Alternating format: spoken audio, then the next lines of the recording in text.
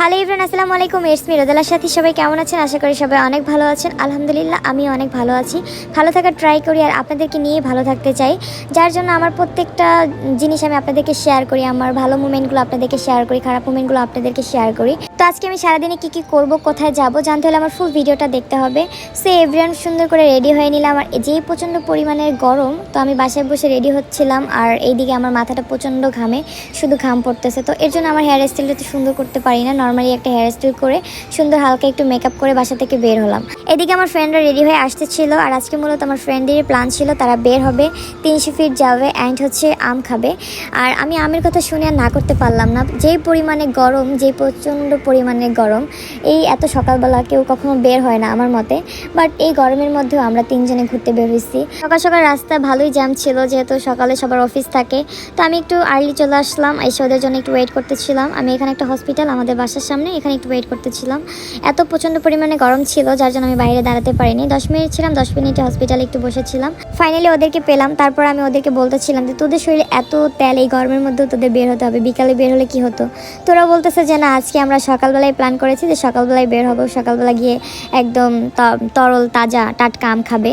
তো যাই হোক, আমি আর না করলাম না, কারণ আমি আম লাভার। আমার আম খুবই পছন্দ।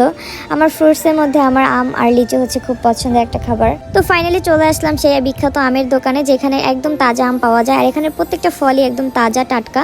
তো যাই হোক, আমরা এখান থেকে 2 কেজি আম নিলাম, কারণ 2 কেজি আম আমরা এখানে বসেই খেয়ে ফেলবো। একটা আম নিয়ে আমার বান্ধবীকে আমি বলতেছিলাম আমটা তো তোর বয়ফ্রেন্ডের মতো একদম টসটসা রসালো। তো আমার বান্ধবী আর বয়ফ্রেন্ডের কথা শুনে একদম একটু লজ্জা পেয়েছিল। তো যাই হোক, মাঝে মাঝে বান্ধবীদেরকে খেপাতে হয়। তো আসলে আমগুলো এত মজা ছিল, বিলিভ মি। আমি হচ্ছে আম এখানে 2 কেজি আমরা নিয়েছিলাম খাওয়ার জন্য, আরও 4-5 কেজি আমরা কিনে নিয়েছিলাম বাসায় নেওয়ার জন্য। আমগুলো সত্যি এত মজা ছিল, এত মজা ছিল।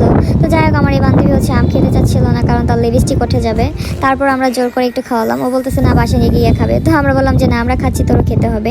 তো যাই হোক, এদিকে একটা মুরব্বি খালা, সে আমাদের এই যে হাসি ঠাট্টা যে দুষ্টুমি করতেছে এগুলো দেখতেছিল। দেন দোকানদার মামা আমাদেরকে আমগুলো কেটে দিচ্ছিল, আমরা আমগুলো নিয়ে খাচ্ছিলাম। সাথে আমাদের ড্রাইভারও ছিল, সেও খাচ্ছিল।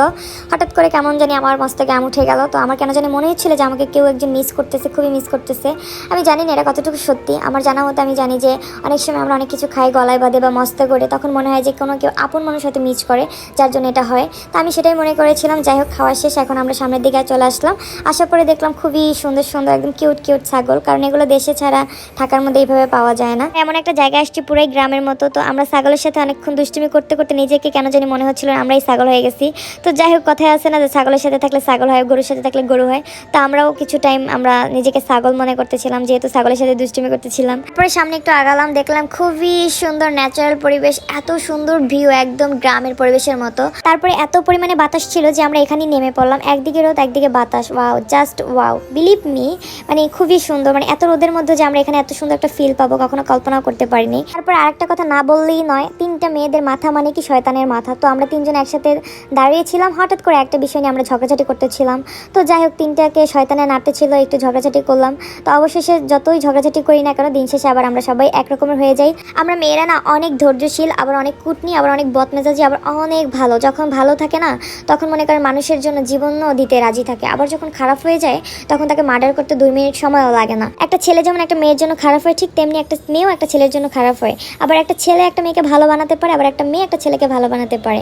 আসলে সব কিছু মিলেই মানুষ। কিন্তু মেয়েদের ধৈর্যটা আল্লাহ তাআলা এত বেশি দিয়েছে যে হাজব্যান্ড যদি 2টা বিয়ে করে, তারপরেও দেখা যায় কি ওই সংসারই থাকতে চায়। তাহলে চিন্তা করেন মেয়েদের ধৈর্যটা কত লেভেল হারায়। কোনো মেয়েই চায় না তার জায়গা অন্য কেউ আসুক। প্রত্যেকটা মেয়েই চায় তার নির্দিষ্ট একটা মানুষ থাকুক, একজনই থাকুক। তো সব মেয়েরাই সমান হয় না, বা সবাই একরকমের দেখে না। এর জন্য মেয়েদের ধৈর্যটা অনেক বেশি।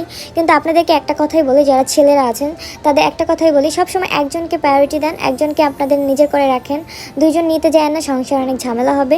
তার থেকে একজনকে নিয়ে হ্যাপি থাকার ট্রাই করেন। সো আজকে এ পর্যন্ত, একটা লাইক কমেন্ট শেয়ার করবেন, অবশ্যই ফলো দিতে ভুলবেন না। সো বাই বাই, আল্লাহ হাফেজ, টাটা।